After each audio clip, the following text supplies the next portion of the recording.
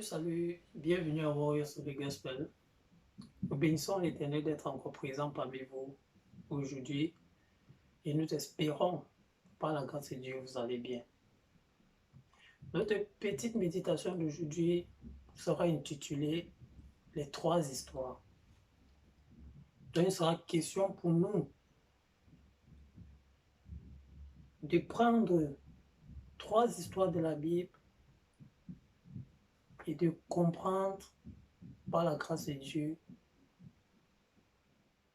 c'est le rapport que ces histoires ont avec nous qui vivons à la fin des temps. Sans plus tarder, je vais prier et nous allons entrer dans notre message. Merci Seigneur pour le souffle de vie. Merci pour Christ qui est venu mourir pour nous sur la croix.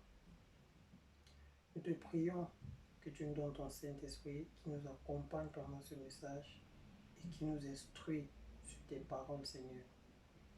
Nous prions aussi que les hommes aient le regard fixé sur Christ et non sur un homme.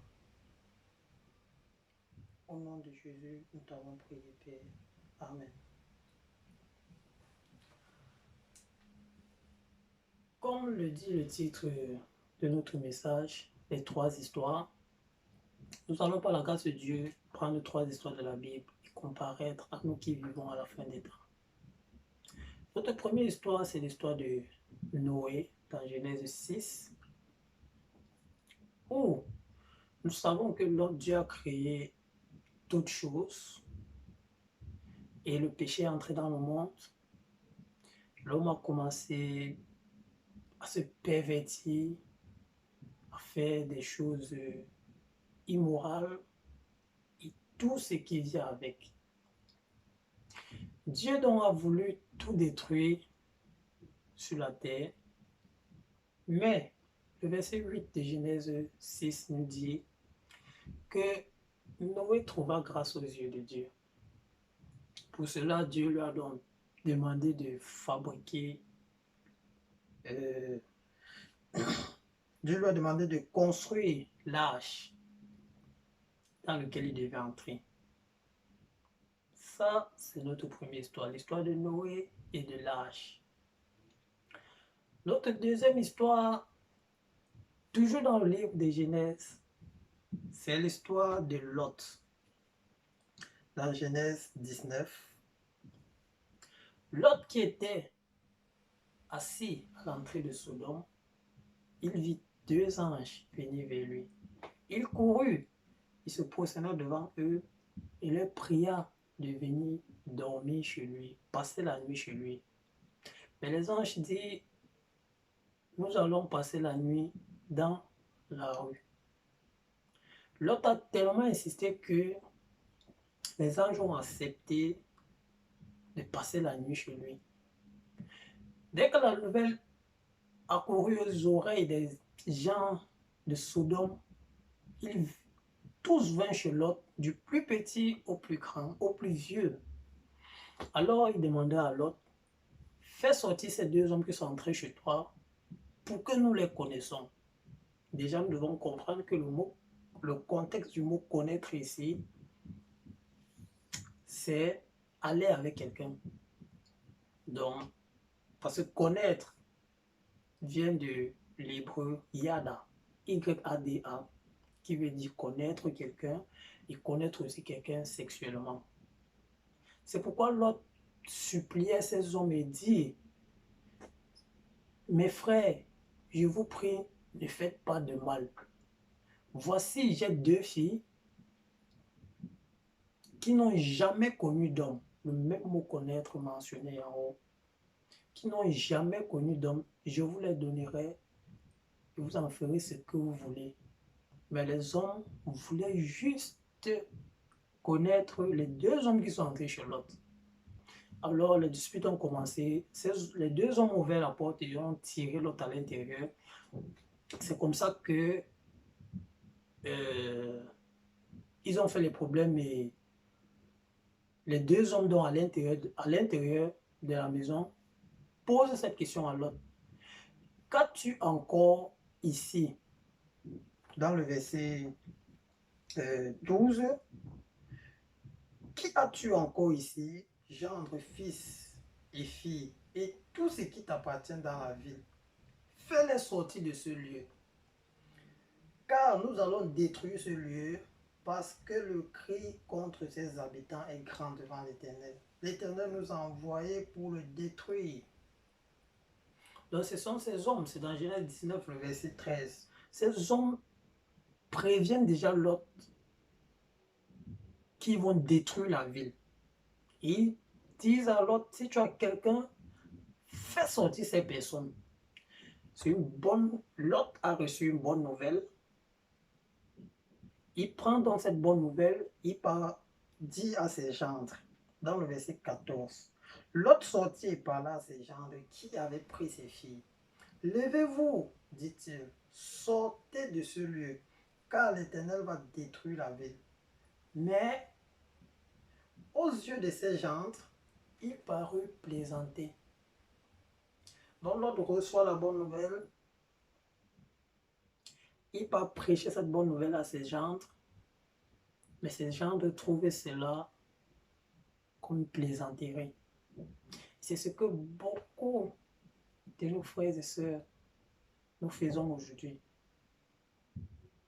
Quand quelqu'un vient t'apporter la bonne nouvelle, tu lui dis, va avec ça là-bas. Beaucoup disent, voilà ce qu'il est devenu. Donc, tout ce que tu faisais là, c'était juste pour ça. Et dans le verset 15 du chapitre 19, dès l'aube du jour, les anges insistaient auprès de Lot en disant, lève-toi, prends ta femme et tes deux filles qui se trouvent ici, de peur que tu ne périsses dans la ruine de la ville. On voit les anges qui insistent. Ils insistent. C'est comme ça que quand Dieu veut faire quelque chose dans notre vie, veut nous retirer de quelque chose, Dieu dit, sors du monde.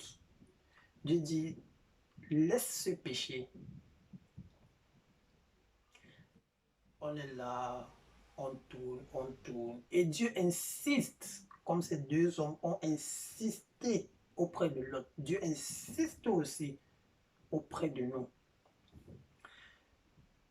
Pour que nous laissons un péché, ou bien pour que nous sortons du monde, nous laissons les habitudes du monde, pour revenir complètement à Jésus. Mais nous ne le faisons pas. Le verset 16 dit, et comme il tardait, il est mis pour l'autre. Les hommes le saisirent par la main, lui, sa femme et ses deux filles, car l'Éternel voulait l'épargner. Il l'amenait et le laissait hors de la ville. Les hommes ont insisté pour que l'autre sorte de la ville. L'autre tardait, ils sont donc venus le prendre par la main. C'est pareil pour nous. Dieu insiste, reviens à Jésus, reviens à Christ. On date, Dieu vient même encore par amour nous prendre par la main et nous met sur le chemin de Christ. Et nous donne l'ordre, sauve ta vie, sauve-toi, suis ce chemin.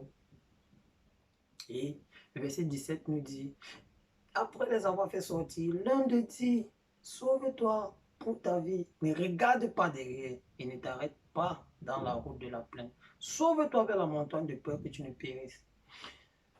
Quand Dieu me dit aussi, va sur le chemin de Christ, vas-y, ne regarde pas en arrière.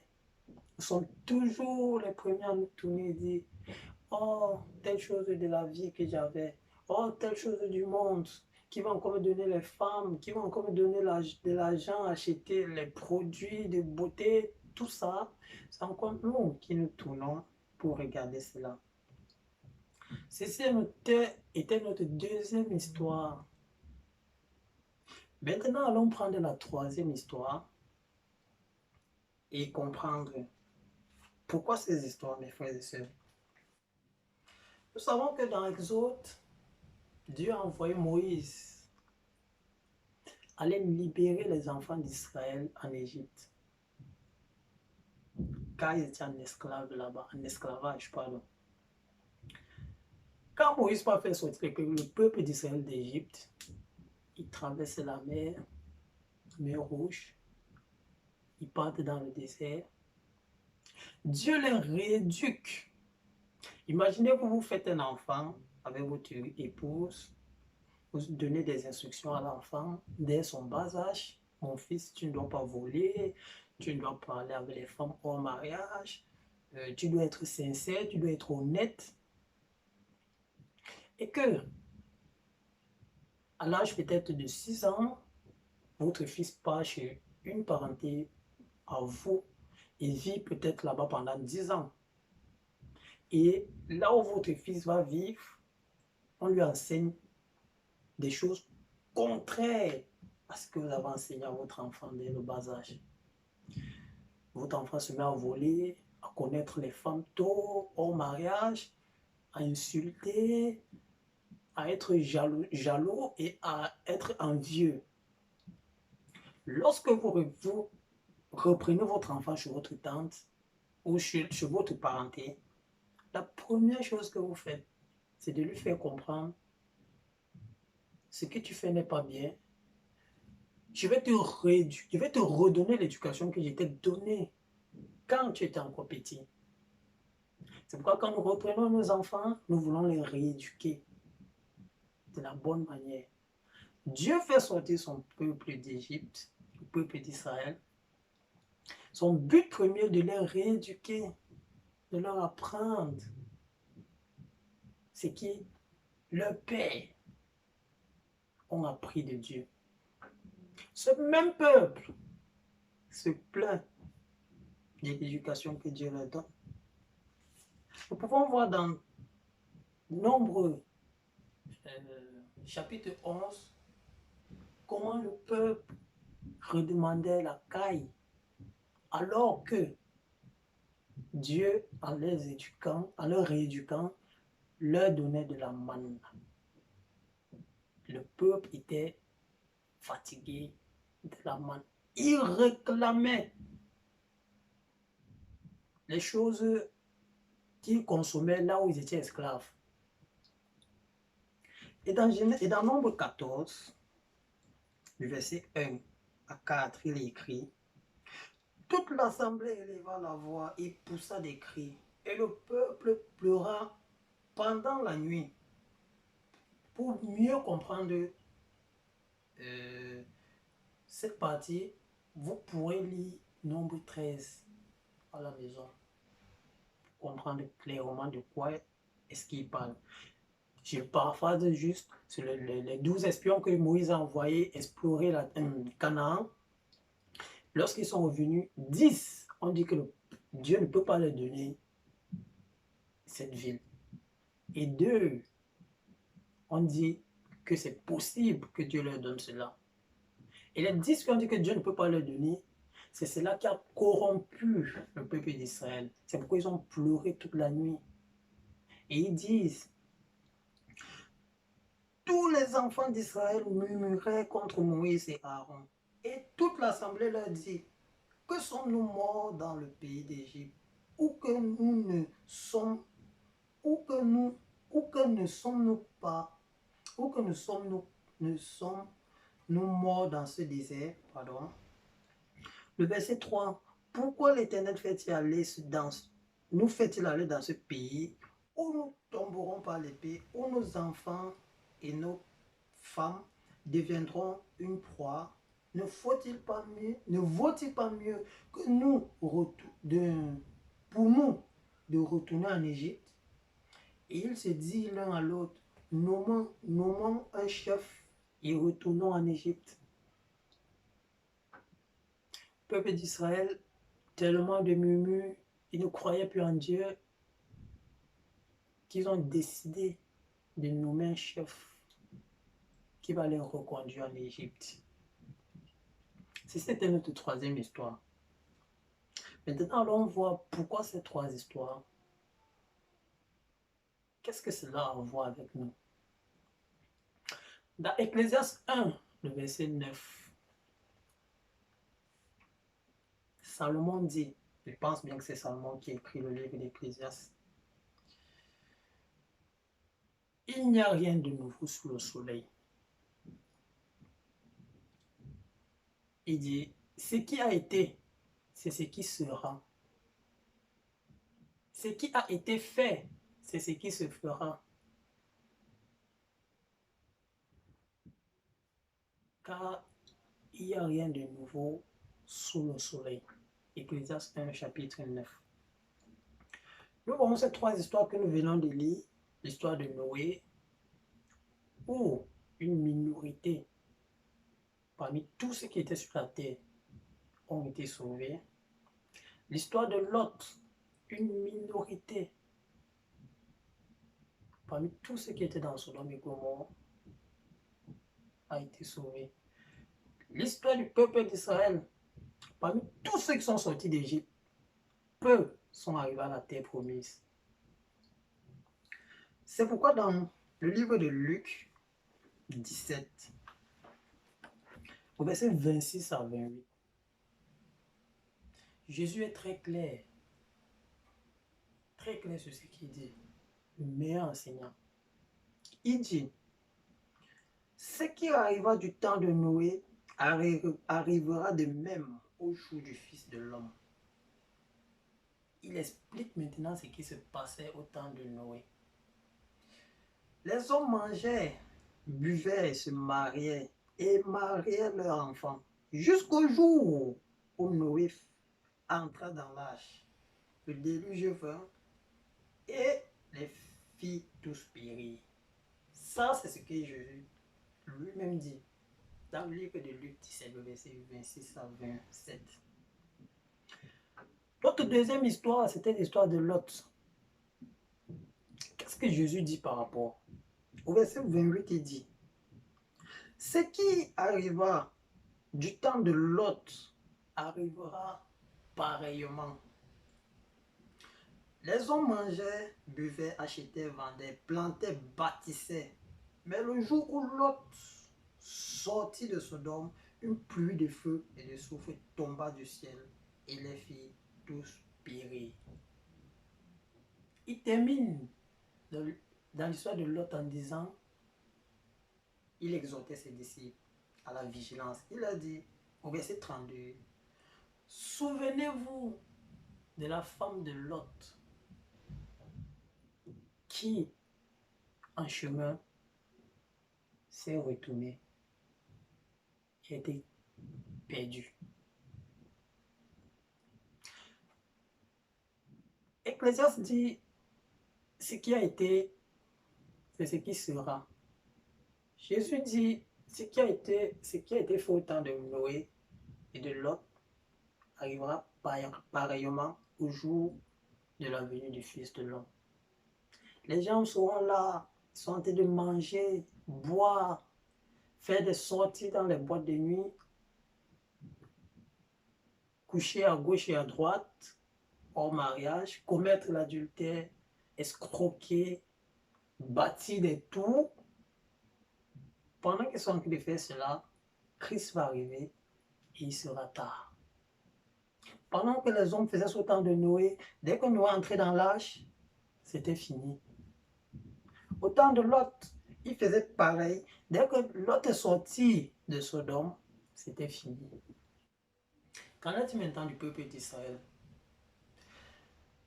Dans le livre de 1 Corinthiens, l'apôtre Paul compare notre vie à celle du peuple d'Israël. Il dit dans 1 Corinthiens 10, au verset 5 à 6, il est coupé. Mais la plupart d'entre eux ne furent point agréables à Dieu, puisqu'ils périrent dans le désert. Or, ces choses sont arrivées pour nous servir d'exemple, afin que nous n'ayons pas de mauvais désirs comme ils en ont eu. Et le verset 11. Ces choses-là sont arrivées pour servir d'exemple, et elles ont été écrites pour notre instruction, à nous qui sont parvenus à la fin des siècles. Allez lire Matthieu 24, vous voyez tout ce que Jésus parle par rapport à la fin des temps. et vous regardez ce qui se passe dehors, vous comprendrez, nous, on arrive à la fin des temps. Tout ceci, c'est pour nous servir d'exemple. J'entends beaucoup de gens dire, la vie est courte, il faut en profiter. Mais ils oublient, qu'en est-il de l'éternité? L'éternité est longue et il faut s'y préparer. Il faut se préparer pour entrer dans l'éternité. Mais beaucoup préfèrent la vie qui est courte. Il faut profiter. À l'éternité longue, il faut se préparer pour cela. Ceci était notre message d'alerte et de vigilance à nos frères et sœurs, afin que nous comprenions, comme les Écritures nous l'ont démontré, la vérité n'a jamais été du côté de la masse. Au temps de Noé, la vérité était dans une minorité de personnes. Les gens qui mangeaient, buvaient, ils croyaient que c'est ça qu'il faut faire. Mais c'est juste Noé et sa famille qui connaissaient la vérité, la minorité. Au temps de Lot, Lot a reçu la vérité. Il a prêché cela à ses gendres. Pardon. On l'a traité de plaisanteur. Eux, ils croyaient que ce qu'ils faisaient était bien. Quand Jésus est arrivé, il avait un message qui était la vérité. Mais les pharisiens, les sadducéens, les scribes, ils étaient nombreux. Ils croyaient que la vérité était de leur côté, que la vérité était du côté de la minorité. C'est pourquoi questionnons-nous, mes frères et sœurs. Questionnons-nous. Que dit la parole de Dieu par rapport à tel sujet? Avant de suivre un mouvement, avant de suivre quelqu'un, par rapport à ce dit, questionnons-nous, que dit la parole à ce sujet? Est-ce que c'est il est écrit que la personne me dit, ou est-ce que c'est on a dit, ou on fait toujours comme ça? Qu'est-ce que je suis? Alors, on trouvera la vérité si nous nous questionnons et nous nous servons de il est écrit. Soyez vigilants, mes frères et sœurs. Le Seigneur est proche. Je vous remercie d'avoir pris votre temps pour regarder cette vidéo. Que Dieu vous bénisse et que Dieu touche nos cœurs afin que nous ne puissions pas rater l'âge, que nous puissions entrer dans l'âge avant que l'âge ne se ferme, que nous puissions sortir de Sodome avant que la pluie de feu n'arrive, que nous puissions, mes frères, arrêter les murmures et prendre ce que Dieu nous donne afin d'arriver à la terre promise. Restez bénis. Pour ceux qui ont des questions, des suggestions, vous pouvez nous écrire à l'adresse email mentionnée bas ou à notre numéro WhatsApp toujours mentionné bas. Portez-vous bien et que Dieu vous bénisse et à la prochaine vidéo si Dieu le veut.